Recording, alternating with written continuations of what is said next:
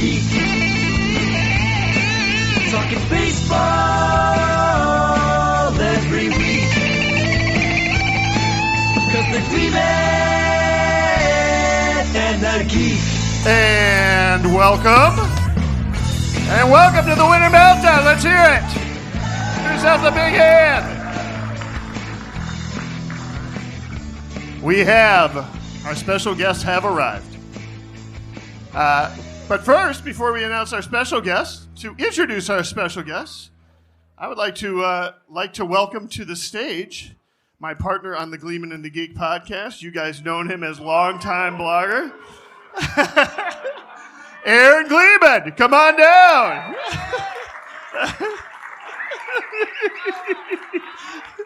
That's just great. I grab one of those.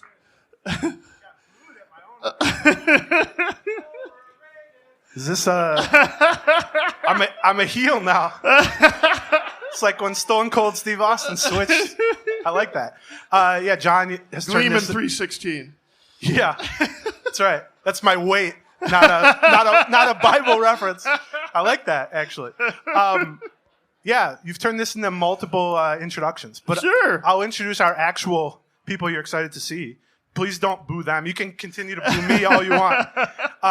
But we have two. This is like, how many years have we been doing this? Like 12 years or something? Something like that.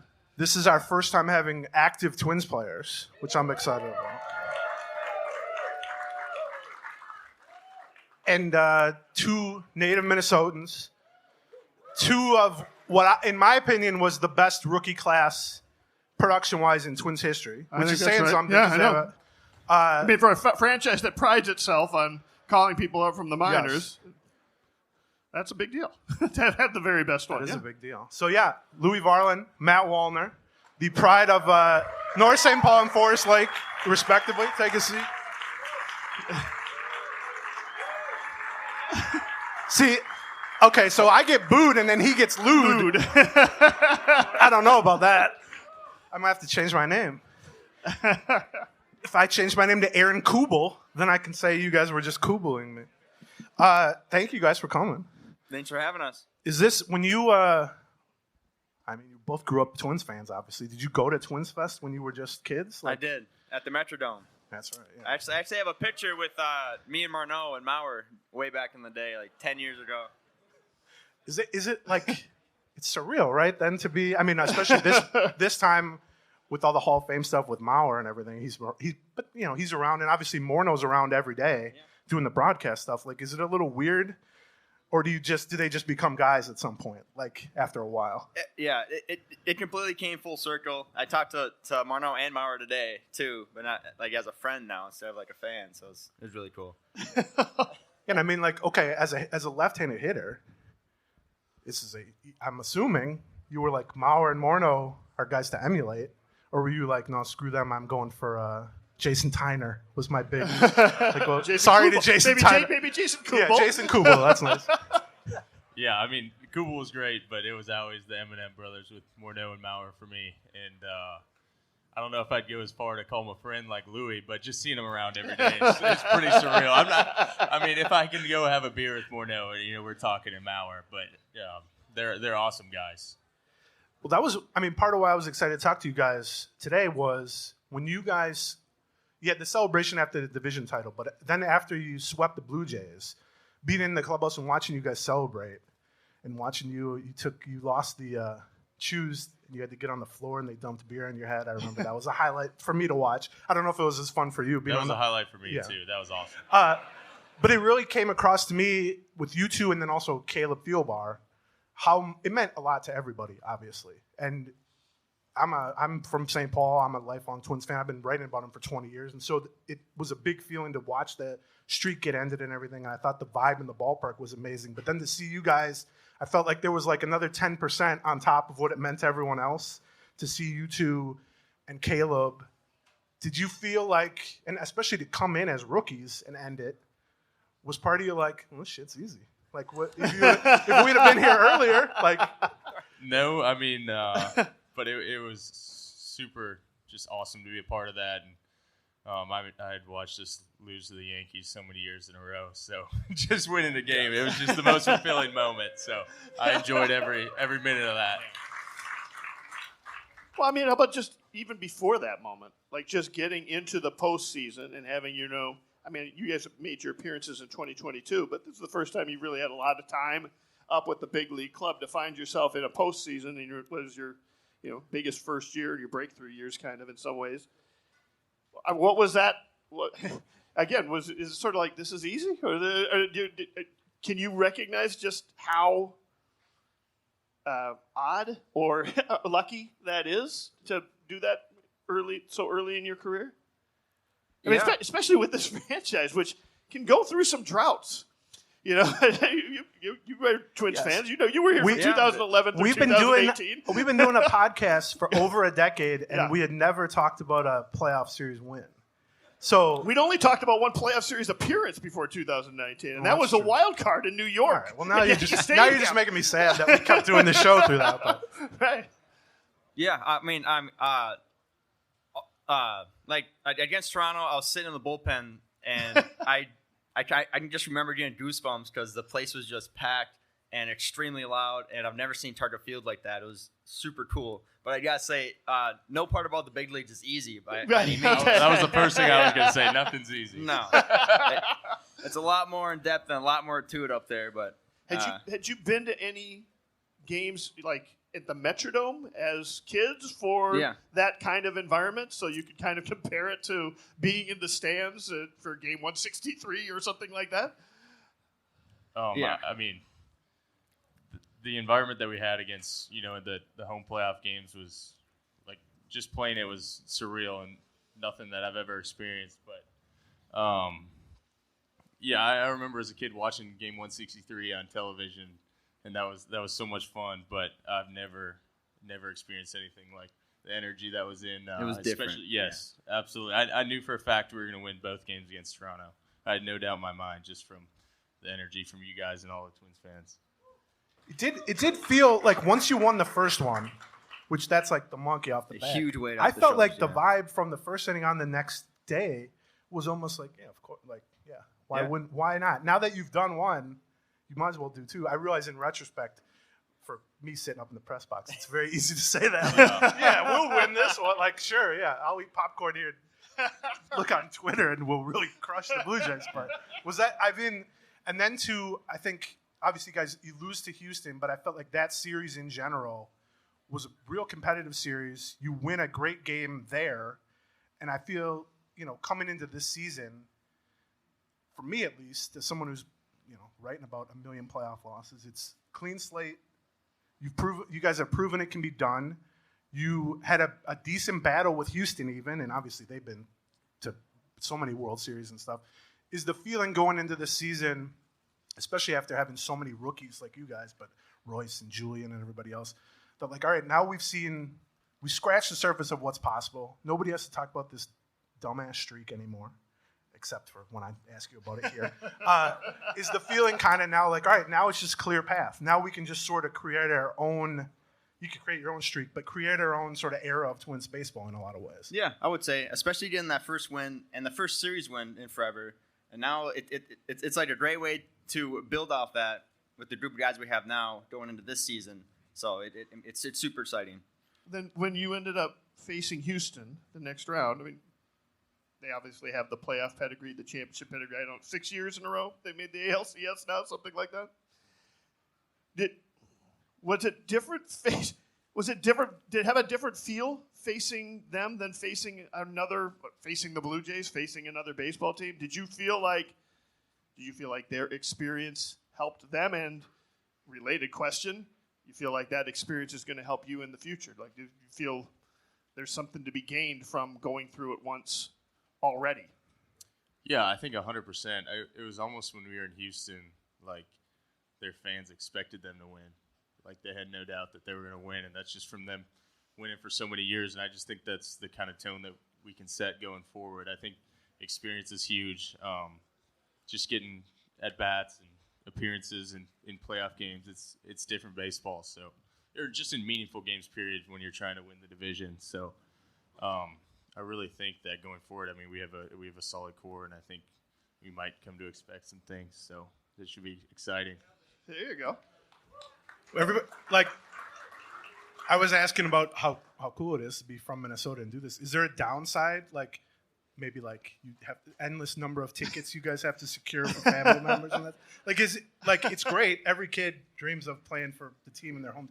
But is there ever a point where you're like, yeah, there's 200 people at this game or whatever. Like, it'd be nice if I could just pitch. I don't have to like work with the PR department before every game to get an entire section of seats. Like, you even did that at Yankee Stadium. You had a whole section. I did have a big section, and eventually I had to draw the line because everybody wants a ticket. Everybody's in town, so it's like, all right, here's the line. You got to be family, this and that, be in town, whatever. But you get cousins you never even met before. They're like, oh yeah, you remember? I was at your birthday party when you were 6. I need good seats. And everybody's my best friend now. That's right. Yeah. Matt, similar for you? Yeah, I mean, there's a lot of people who I didn't know I was that good of friends with, so it's impressive. But I mean, it's such a blessing, and it's awesome. I mean, I can just when I'm standing in the outfield, like I see the seats that I used to sit in as a kid, and just kind of like it's surreal for me. So like it's just special, and just my parents being able to come to every game, and my grandparents and extended family that otherwise wouldn't be able to come if I was somewhere else. So it's always awesome. When you end up with the last out of the inning, do you try to throw it to the ball where you used to the seat where you used to sit, or is it too far away? No, even for your arm. No, we were in the cheap seats as a kid.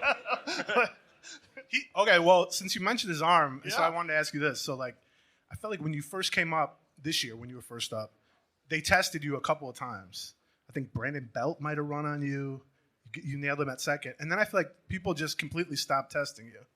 So do you ever – I remember talking to Kadire about this a few years ago, too, because he had the same thing. He had, like, 15 kills his first couple of years, and then he had, like, 2 after that because no one – as an ex-pitcher who – I don't know if you've ever seen your baseball savant page, but you have a 100th percentile arm on there. Do you ever wish, like, it was only like a 97th percentile arm so you could throw a few more people out because they actually test you? Yeah, I mean, I can say all this, but the guy next to me throws 100. So, like, That's what true. am I going to say? I have a great story about Matt Wallner's arm, though. We're playing against Arkansas, or in Arkansas, playing against the Travelers in AA. And this one week, this dude threw out 4 people at the plate, and the third base coach kept trying him. I'm like, what are you doing? He's done it time and time again. Like, eventually you're going to learn to not send the guy. But he kept producing, like, throwing people out. It is funny because I remember, like, when Kirilloff and Larnach came up a few years ago, they were shocked by how few fastballs they got. And I remember talking to Rocco about it, and his thing was like, I mean, there's scouting reports at AA and AAA now. There's 20 years ago, a guy might have come up, and it's like, we're going to test him. We're going to see it. First, we'll see if he can hit fast. There's none of that anymore because they know what you can do already. But for whatever reason, I felt like the arm strength. I was sitting next to Dan Hayes in the press box. You threw out 2 guys, and I'm like, nobody wanted to look this shit up. Like, they know. Like, I mean, they found out. So yeah, I thought it's a fun weapon to have, but also there is value in just never being tested, I guess. It's not as fun because you don't get to air it out. But yeah, I mean, but if someone goes, just know that's all I got every time I throw into it. After so don't ever doubt that. Well, and you can still air it out. You can overthrow the cutoff man once in a while to go to the plate, just to let everybody know, like, this can happen. A reminder, a little reminder. Right? Like, after that, they did quit trying to get to take third base from first base. They just completely. started playing station to station. Yeah, the Blue Jays specifically, I remember deciding to change their strategy. Okay, so yeah, you also throw hard, Louie.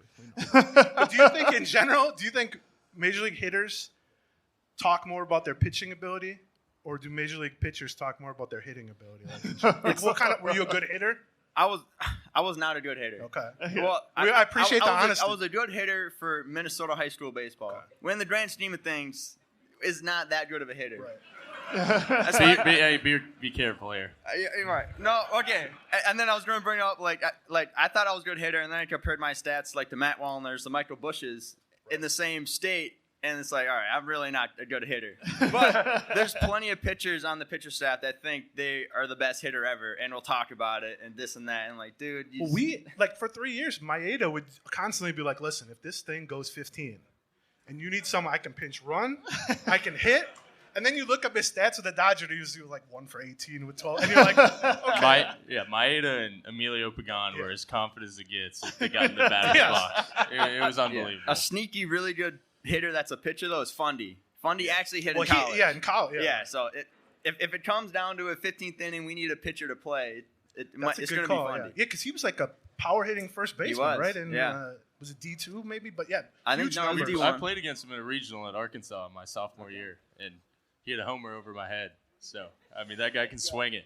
Yeah, Are you disappointed the National League went DH only, so you're never really going to get a chance to swing at the plate? It would have been really bad. Anyways. Come on, it's better to leave a little mystery, right? Yeah. Because okay, so when you were in high school, you won Minnesota High School Player of the Year, but mostly as a pitcher. Not that you weren't a good hitter, but I remember even at the time, and were you going to go to North Dakota, and then their program folded, or what was the story?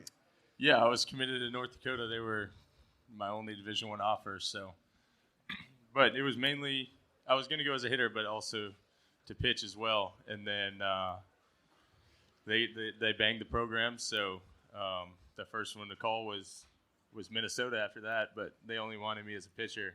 They didn't even want Louie. It was weird, but but I wanted to hit, so I went down south. So. Did you do any pitching in college? I did. My freshman and sophomore year. Freshman year was good. Sophomore year got a little ugly. That's the closer, Don't right? look it up. I was the closer. And then fastball was good. Off speed, not so much. And by that point, I mean, you were putting up big numbers. You were breaking a lot of Dozier's records, I'm assuming, at Southern Miss, right? I try. I mean, that guy has a lot more hits than I got, but yours probably went a little further, though. That's my best bet. But did you basically think, all right, if this is going to happen for me, because you were drafted out of high school late rounds by the Twins, was there ever any possibility of signing out of high school with them, or was it just? No, I mean, I think I wanted to go to college the whole time and kind of, I got drafted as a pitcher, so I wanted to hit. I love pitching, but I love to work on hitting even more. It's kind of, and obviously it's one of my biggest passions, so that was always what I wanted to do. When you were drafted, did you talk to anybody about maybe I could pitch occasionally or anything like that? Was that even in the conversation? No, Tani. I think it's possible for anybody. Did you ever have a conversation with anybody in a major league or a major league organization about throwing from the mound? I think when I got drafted, I was actually at the Twins game, so I was just kind of in awe. So I went and walked in the back room, and then the second time the scout I told him basically I wasn't going to sign. And then he called me as like a last-minute ditch effort, and I think I was in the Culver's drive-thru at that point. So I wasn't really in thinking mood. I was like, nah, I'm not doing it, but thank you. I want a Twin Cities tour of places that Matt Wallner That's right. I don't know why. Significant life I don't events. know why I remember that, but that's what I remember. Well, then, I mean, college-wise, I wrote a story about you like in the middle of last year, and I talked to Marcus McKenzie, who's the visiting clubhouse manager at Target Field. But when you were at Concordia, he was your pitching coach. And I talked to him, and I was fascinated by I'll let you tell the actual story, but your brother, Gus, who was also in the majors last year, which is amazing, 2 guys from Concordia being in the majors. Not to speak badly of Concordia or anything, but it is amazing. He was 2 years ahead of you. 1 year. Okay, 1 year ahead of you. And basically you thought, that conference is a good spot, but I want to compete against him. Yeah. And then you basically reached out to whatever, 9 or 10 other teams. I don't know how many are in that conference. And nothing? Well, so the story is in high school, my brother committed a year ahead of me to Concordia, and then that made it realistic for me to play college baseball. So then I really took it serious, this and that.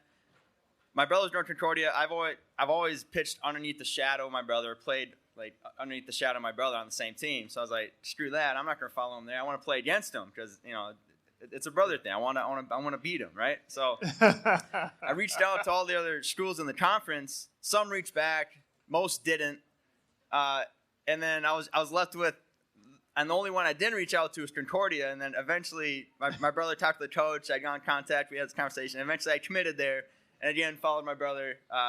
Pitched underneath the shadow. He was a really good college pitcher, and then and here we are today. I mean, it'd be a worse shadow if it was like, he's with the Dodgers now, and you're just hanging out with us here, but not getting it. Like, now I'm speaking badly of everybody out there. If you guys were all Gus Varland's brother, you would really be under his shadow. He's not really that under his shadow.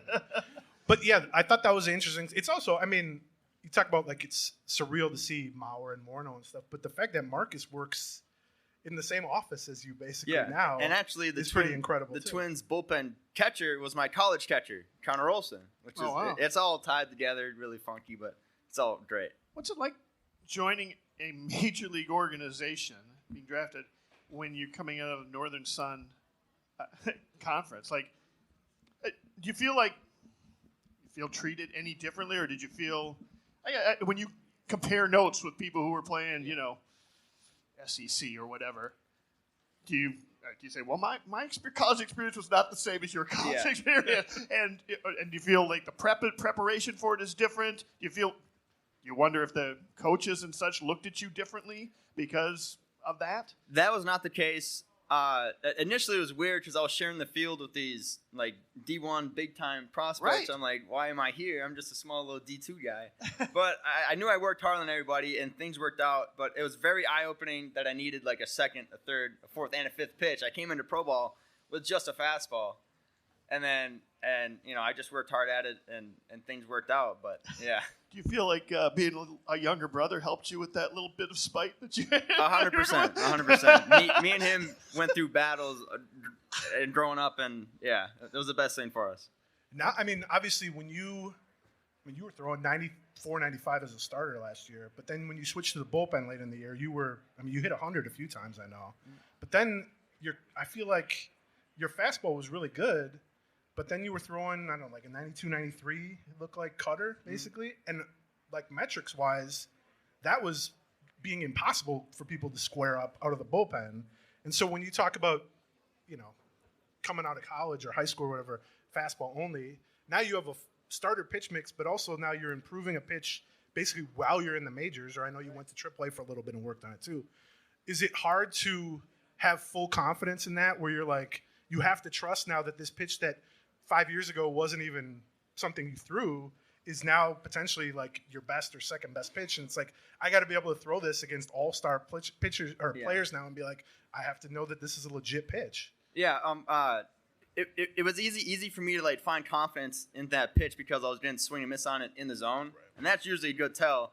And then from there, I just grew the confidence and conviction just to keep throwing it, and it has turned into into my best pitch. This is basically what happened: is you were too fucking good out of the bullpen, and Rocco was like, God damn, we might have something here. Yeah. So I'll ask, because we get a lot of questions about this, and we talked to Falvey about it yesterday. You've been a starter. You've won minor league pitch of the year twice as a starter. You've had success as a starter in the majors, but it also was undeniable. I mean, obviously you noticed it too. Coming out of the bullpen, the numbers were crazy. The velocity was crazy. You've said you want to be a starter, and yesterday, Falvey was like, yeah, we're going to have him stretched out. He'll work as a starter. Mm-hmm. But what are your thoughts on if you get to spring training and it looks like it's more of an opening in the bullpen on opening day than in the rotation on opening day? Is your feeling, I'd rather be in the majors regardless of the role, or I would like to take this starter thing as long as you can take it, because it's not like you were bad as a starter. It's just that you were really, really good as a reliever. And I completely understand that. And the three things I have to say on that is, one, I'm going to pitch to my best ability in either role. I think this year it's important to be just at the big league level and getting that experience and all those innings. But as of right now, I'm building up as a starter. Come spring training, I'm going to do my best to compete for a starting role. And if it comes down to it, where I'm sure I won't be the one picking if I'm a starter or reliever. I want to make the decision hard on the coaches, like as hard as possible. So, and that's my goal. Right, and it's much easier to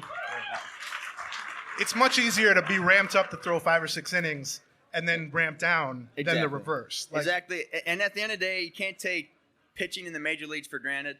I think I did a little bit of that yesterday when I was not in a position to pick and choose if I want to be what type of pitcher I want to be. You can't, because it could all end tomorrow. So need to interrupt the show for just a second to get a couple words from our sponsors. The first one is Chomps.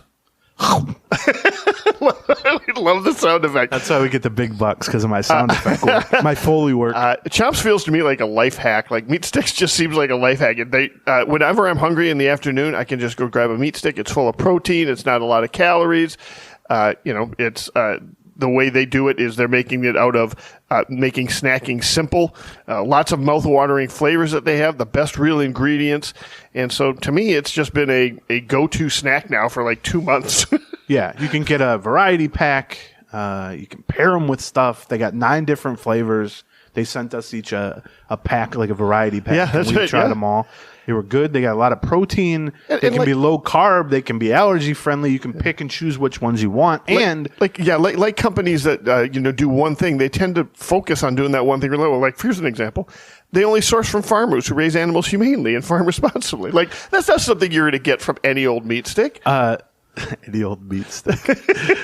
Chomps is offering our listeners 20% off their first order, and you get free shipping. All you have to do is go to Chomps, CHOMPS, Chomps.com/Gleeman. Go to Chomps.com/Gleeman to see all the flavors and get 20% off plus free shipping. That's Chomps, CHOMPS.com/Gleeman. Don't forget to use our link and code so they know we sent you. Another example of something that I use on a regular basis, this is life hack, is earbuds. And in particular, I really like the Raycon earbuds that I've got. They've got good battery life. Honestly, they're just well engineered. And that is, it sounds like a weird thing because you're used to just putting wired headphones in your head. Yeah. But the truth is, it's a different story when they're wireless. You need to know that they're connected. You need to have them maintain that connection. They connect, even if you're a doofus like me, they connect very easily to And they give you a little audio Bluetooth. signal when you do Yes. that, right? Good battery life on them, which is also key. Right.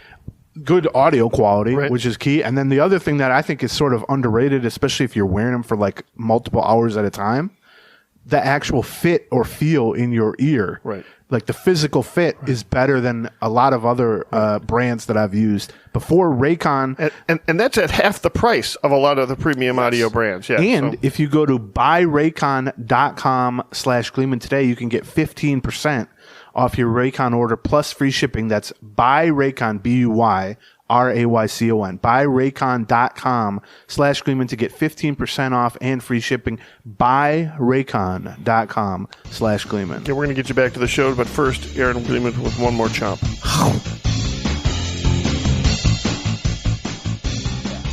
The other thing I want to ask you, Matt, about was you came up, I think you reached base like 10 straight plate appearances or something, got sent back down because there were just not clear openings in the corner outfield. And you kept crushing at AAA, and then every time they would call you up, you would crush in the majors, and then it'd be like, okay, we'll see you in a few weeks. Go back to this. Like, how was it trying to keep focus or just trying to keep your morale up, basically, knowing it's not anything I've done poorly, and if anything, you were doing great in the majors. It's more about opportunity, which sort of goes to what you were saying. Is like there are some positions where it's like they need a guy there. There are some positions where it's like this guy's slugging 650 at AAA, but we have some guys at this spot. How did you sort of view that or kind of keep that momentum going at AAA, knowing that the door could open at any time, even if it wasn't open at that point? Yeah, it's a frustrating process, but you just got to understand it's part of the game, and that's why I think it's so important to have veterans to talk to, like Emilio Pagan or Kyle Farmer, to go to, like when I got optioned the last time against the Blue Jays, or whenever I had that streak going. Yeah. I knew after the game I was getting optioned. Like I knew it was coming. I'm like, okay, Right. I'm gonna go get on base every time today, and that's truly the first time in my life I've actually backed that up. Normally it's just like I think it was just lucky, but I knew it was coming, so I was like, I'm pissed off. I'm Nice gonna try to timing, do by the way. everything. It was just lucky. Well, But like you kind of know when it's coming at certain times, and you walk on feet or walk in your tippy toes and try not to see Rocco in the clubhouse. Walk around him. this is because He might forget about you, but he never does. He never forgets about you.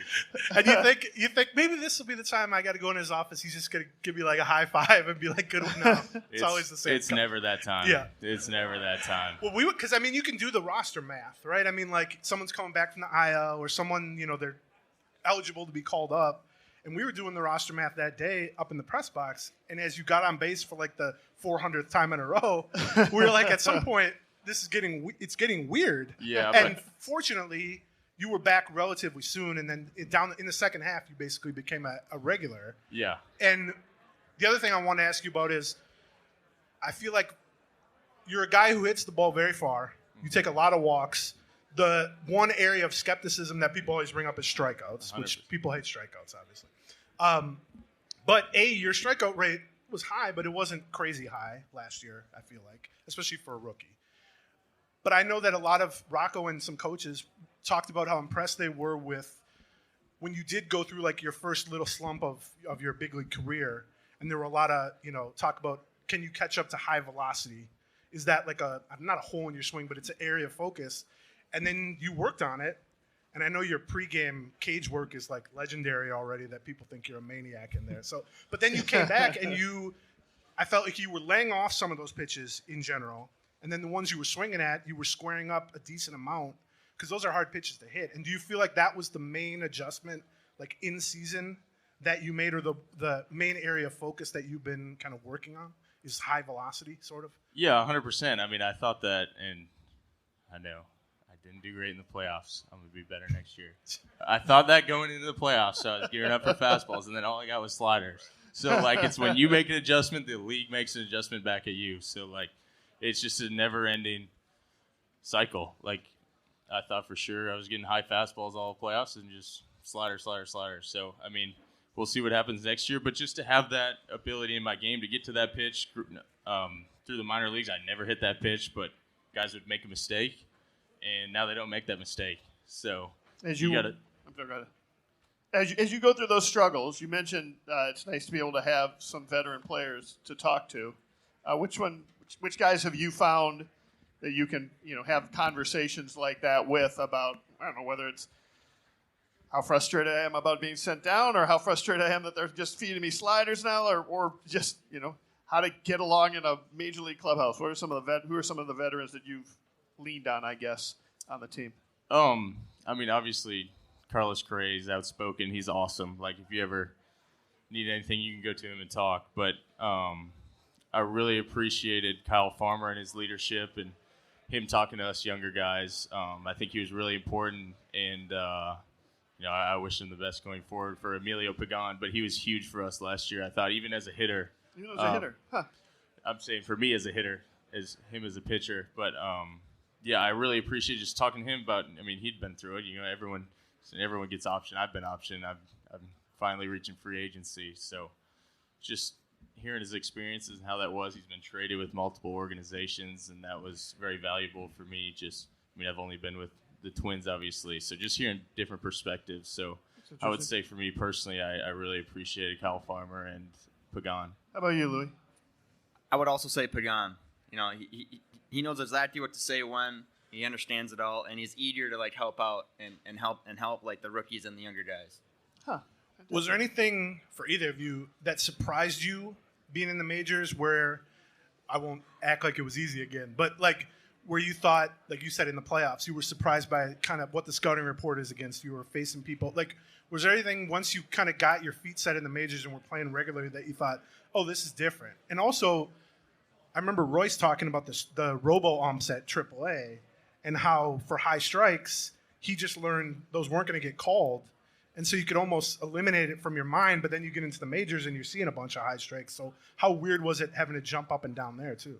Yeah, well, one thing I'll say is I never listen to anything Royce says, because he's a freak. And he sees the game differently than me. So nobody's good to Royce. He's that good. He's unbelievable.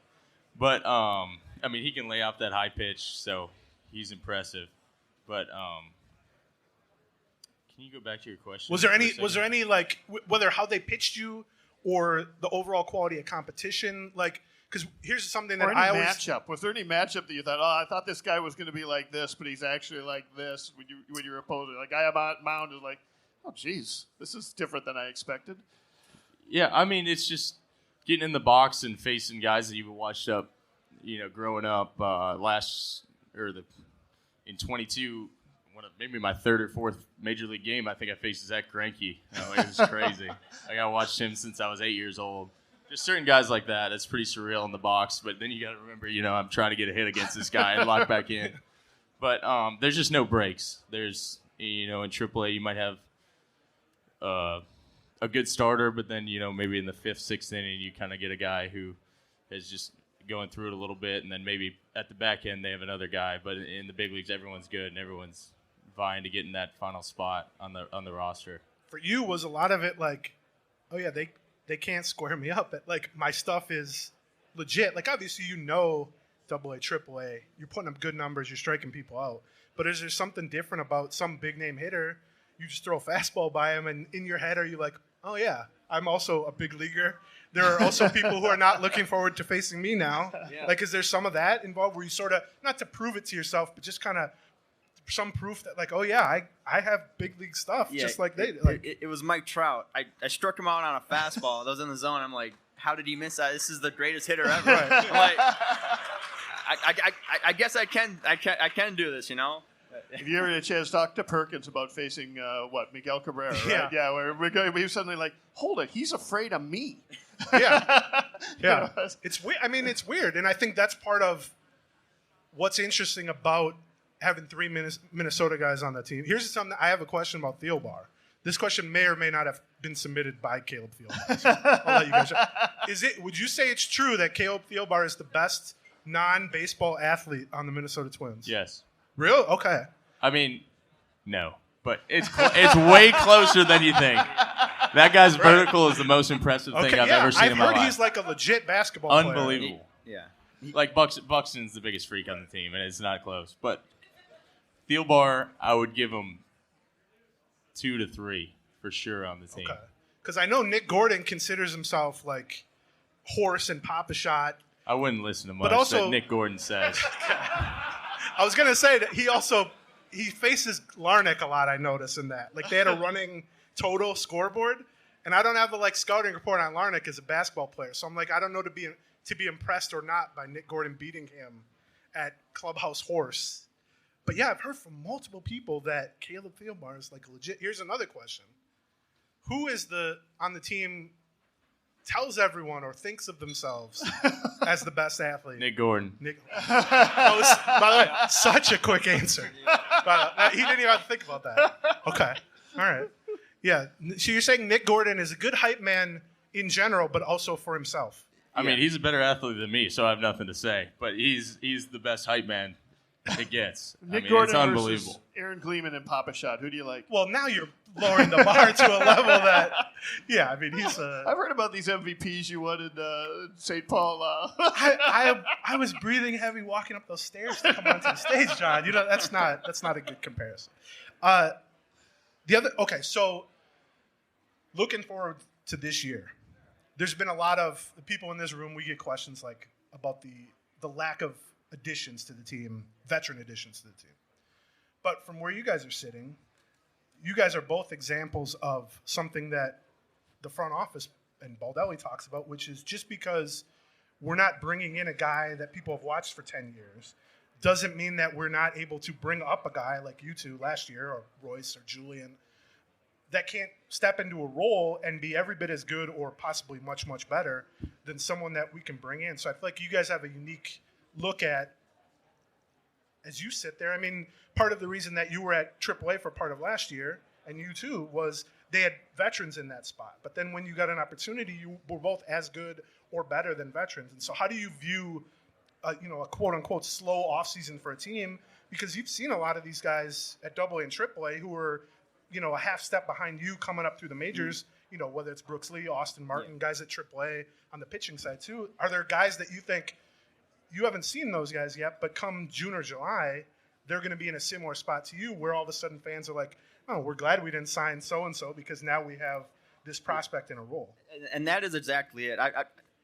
I play with Amar, like Matt Wallner, Julian, like all the rookies, all like the young guys on the team now, and they were the greatest things in the minors, and I mean, they can do it in the majors too, and their time is just coming, so I would trust in that. But a big thing for us this year is just staying healthy, I would say.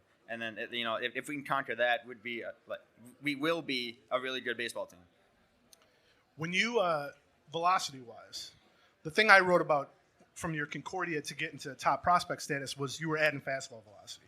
But then, obviously, you added, like we said, you added even further 3 or 4 miles an hour once you shifted to the bullpen. Do you feel like that was a usage thing, a role thing, a mechanical thing? Like, is it as simple as, like, we had Perkins here last year, and we talked to him. He was, low 90s as a starter, mid 90s as a reliever. His thing was, it was just, I knew I could just sort of max it out for an inning. It was a lot different. Was that has been the biggest thing for you, getting to mid 90s and then last year getting to high 90s, or was it more mechanical adjustments, lower an arm slot, that sort of thing? I would say it's intent. Like, as a starter, I tend to coast, which is really normal. You coast at like 90% effort so you can last 5, 6, 7 innings. And then as a reliever, you need 3 outs. You're not going to coast when you need 3 outs. You're going to blow doors and empty the tank. And that's it. It's basically intent level. So do you feel like the majority of, like, average or better Major League starters, if you just said to them, you're going to throw 1 inning, could they all add 3 miles an hour basically and be slightly more effective, or are some guys profile better being able to, like, shift between the 2 roles? I would say some are able to add the velo, but like Pablo Lopez and Sonny Gray, they can throw their hardest all game, which is just incredible. It's really hard to do. I can't even do it. It boggles my mind. But I wouldn't say every starter's like that, but I would say some. And then the other thing I wanted to ask you, Matt, about was you and Julian last year had a lot of opposite field. Yours was a lot to center. His was a lot to left.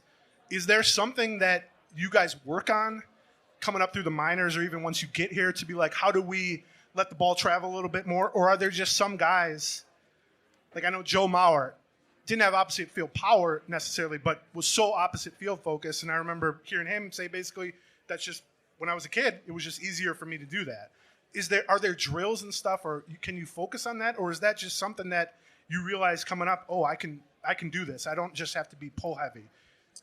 No, I think it's something that you have to do. I mean, Eddie, I played with Eddie in college in summer league, and he's always been opposite way, but in college, I would try and pull everything. And then as pitchers get better, you got to stay on off speed and kind of try and deliver the fastball the other way. And if you get the bat and head out front, then you get out front and you pull it. But just helps you sit back on off speed, at least for me. I'm always trying to think left center with the fastball and pull the off speed. So, I mean, I think it's not something I necessarily want to do, but it's something I just have to do to stay on pitches. Yeah, they used to always say that target field was very difficult for left-handed power. Right.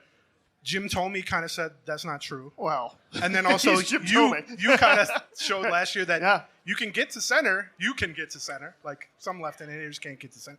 What did you think about even at stuff as simple as like hitting background and all that? Like, how did you think target field played? Because I know CHS, the ball flew there pretty well. Unbelievably. Last year. Yeah. I mean, I had people because everybody was tweeting out your numbers when you were down there, being like, he's crushing. And some people were like, okay, yes, he is crushing, but the whole team is slugging like 510 or whatever. So what was it that made that such a crazy park, do you think? And then how do you think target field plays relative to that? Yeah, CHS, I mean, it flies everywhere. But it's a fun park to hit at. But sometimes it actually hurts me because I see, the right field wall is 310 feet away. I should try and hit a homer every single pitch. And that's why I strike out 30% of the time. But, yeah, just target field, I love it. It's so much fun to hit BP there. The left field bullpen, or the visitors' bullpen, is definitely the hardest place for me to get it out to. But I would love to see, just selfishly, when they first brought target field, they had the trees in center field, right? I would love to see those back. I don't know if that's a thing or not, but I think those are sweet. Wow. People are the trees. very pro-tree in this. I didn't realize people were that passionate about trees. I thought it was just me and Sonny Gray, the weirdest guy about trees you'll ever see. Was that only the first year? Did they change it was 1 year. 1 year that was there. People really fell in love with those trees in that 1 year. I'm getting booed, and people are giving standing ovations to the concept of trees. It's really a blow to my ego today. Guys, I want to thank you guys for coming for the event. We'd like to finish our event. We've done this with alumni. It might be a little different with Active Twins. We like to give a quiz to our special guests about their careers to see how much they know about their careers. All right? So let's start out with Matt. Matt, you have multiple home runs versus 2 pitchers in the majors. One is Bryce Miller. Who is the other pitcher that you've hit 2 home runs against? Bryce Miller is the one I thought it was. I didn't realize I had multiple against 2. This is how you know you hit a lot of homers. I haven't hit After that many. 1 full year in the majors, you're like, I can't name them all. Yeah. Multiple homers against the same pitcher. Any luck? My best guess is Lance Lynn, but That I think is only correct. Okay. Lance Lynn is correct. It's also just for anybody out there, if there's a trivia, I'll say this. He didn't say this. If there's a trivia question about giving up home runs, it's not the worst fallback answer in the world. Last year, he gave up like 48. I've got a follow-up question for Matt, which is Lucas Giolito has struck you out 3 times in his career. That's tied for the second most of any pitcher. Which pitcher has struck you out the most in your career? Oh, God, there's so many. Which pitcher has struck you out the most? I It's might a lot more than 3 times. Really? A Yeah. lot more? I might have the same answer with Lance Lynn. It is Lance Lynn. Oh, all right. So you got him and he got you. That's fair. It's And, like a, and any idea how many times he struck you out? It might be like 6, 7, It 8, was 10. 10. Yeah, that's a lot. What? I hate him. You faced But you Lance took Lynn. him twice. You don't have to face him that much anymore because now he's in L.A. Or no, he's in. Wait, where did St. Louis? Yeah. Either way. This one's for Louie. Louie, how many times have you struck out Shohei Ohtani? I think just once. Twice. He is one of the hitters you have struck out most in your career. Okay. Shohei Ohtani. Well, there we go. By the way, I great- remember one. Great example of the difference between a civilian and a major leaguer. Because I would not forget doing that twice. You know what I mean? Where he's like, I think Here's what I recognize is that a lot. Whenever we do this with players, they remember the worst parts better than they remember the Yes, best parts. That's correct. A related question. How many times have you given up a home run to Shohei Ohtani? Just the once? Twice. Okay. I should have known. He's your Lance Lynn. Let's see. Louie Varland.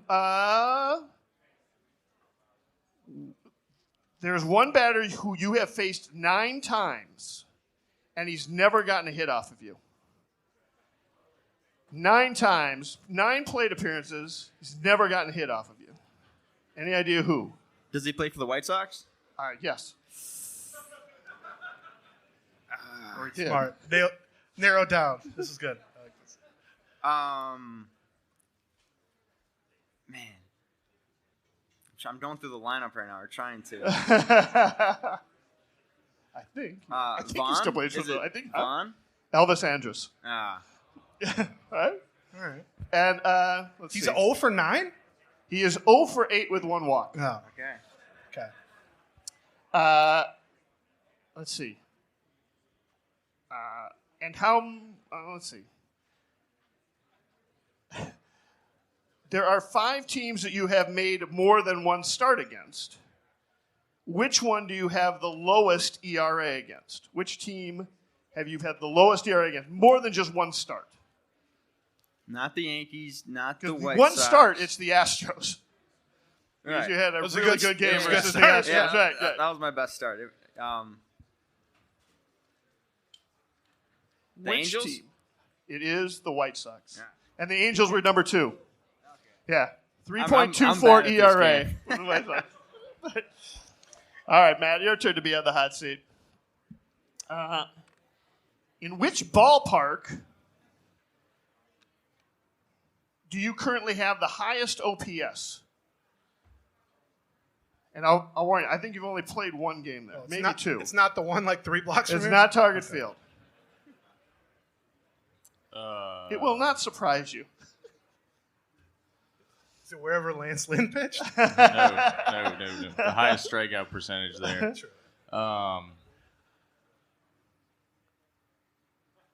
I have no idea. It is Colorado. Oh, Yeah. all right. Six Me at and bats. everybody In 6 else at in the bats, you league. hit a home run, a double, a walk. Yeah, you did really well. It'll get there. Let's see. You any idea how many home runs you have in Target Field?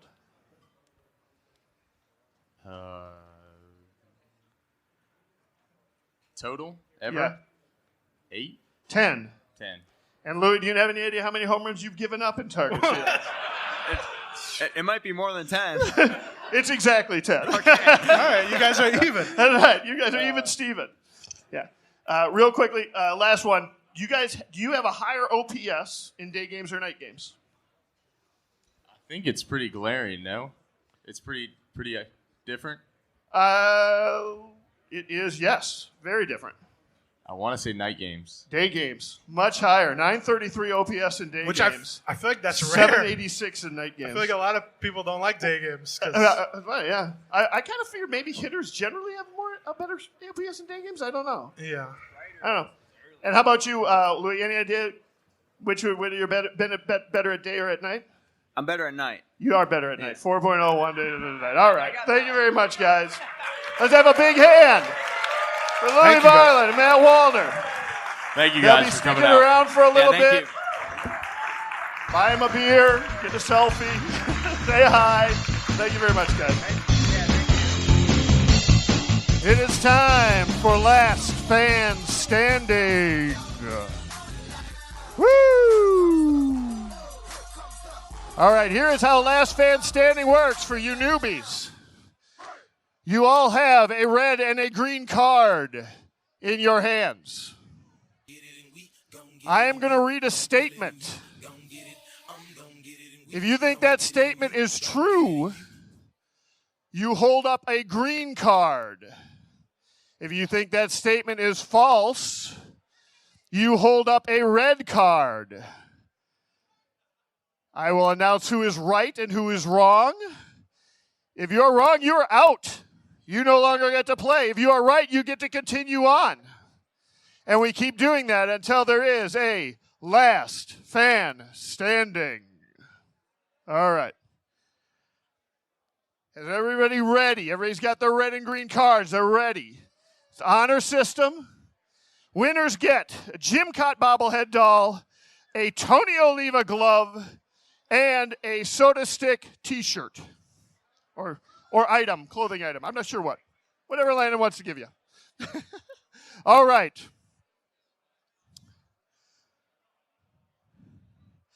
The 2023 season, postseason, included the Twins' first postseason win in 18 years, and then they went on to beat the Blue Jays 2-0 and advance in the postseason. How could anybody forget anything from either of those games? Well, let's find out. True or false? The Twins struck out more times than the Blue Jays over those two games. True or false?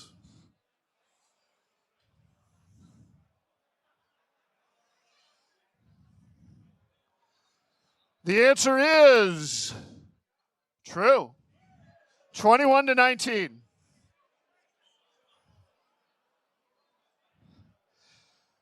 True or not, those people who are dead the red, you're done. Those people who are green, you get to keep playing another round.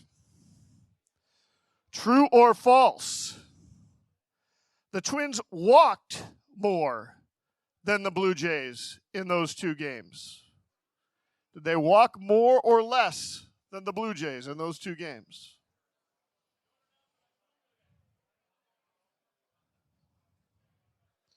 Everybody's got their card up. You've made your choice. You can't sit one out. You sit one out, you're out. The answer is true. Twins walked 11 times. The Blue Jays walked 5 times.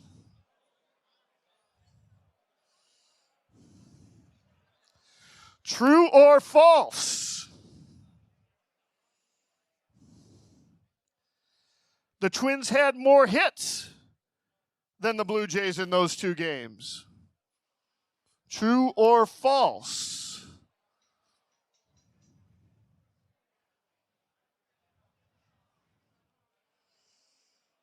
Everybody's got their card up. You make a last chance to get your card up to stay in. True or false? The answer is false.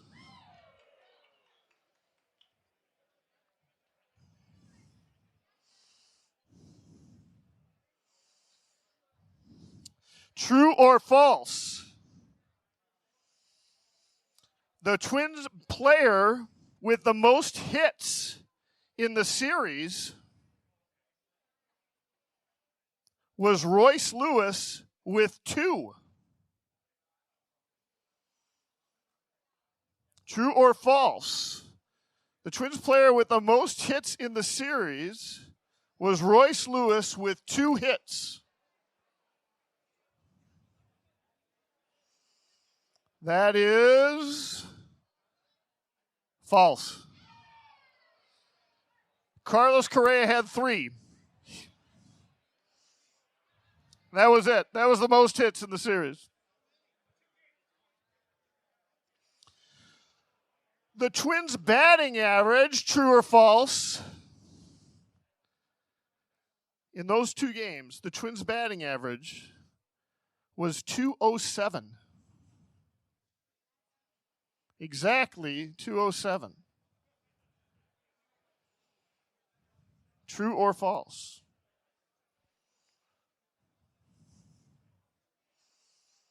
Everybody, last chance. Put them up if you're a part of it. That is true. Twins 207 over those 2 games. They went 12 for 58.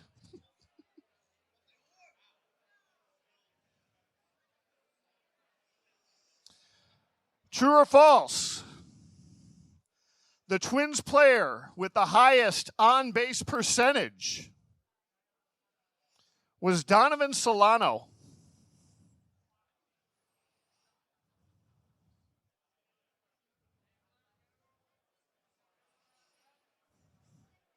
True or false? The Twins player with the highest on-base percentage was Donovan Solano.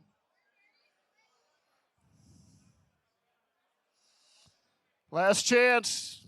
If you're in, you're in. You're out, you're out. That is true. Donovan Solano went 0 for 2, but he had 3 walks. He had a 600 on-base percentage.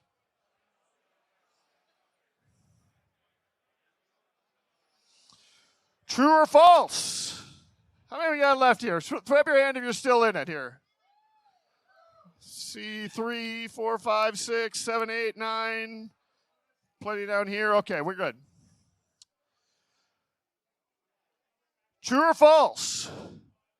The Twins had more errors than the Blue Jays in those 2 games. True or false? Last chance. The answer is false. They tied. They both had 1 error. They both had 1 error. All right, I think that knocked a fair number of people out here. All right, we're going to do 1 more here and see where we're at.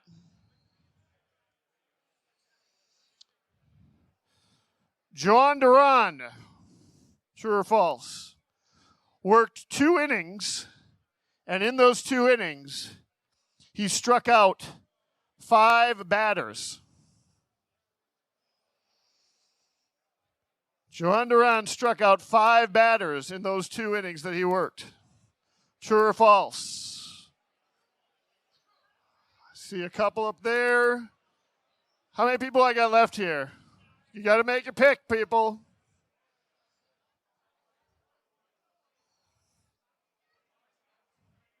The answer is, that is true.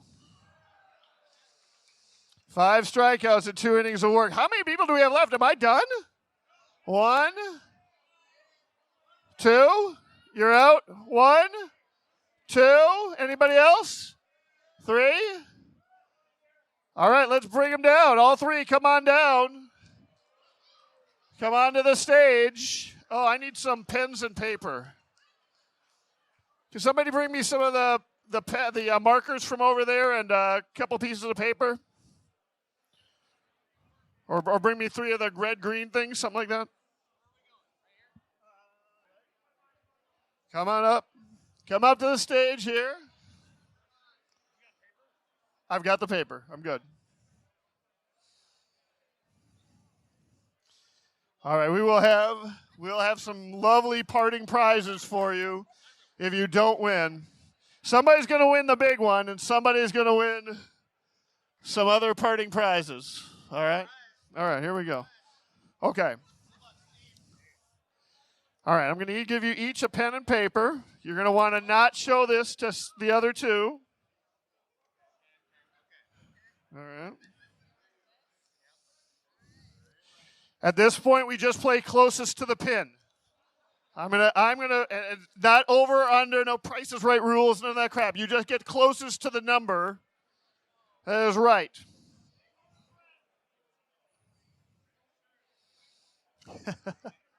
All right.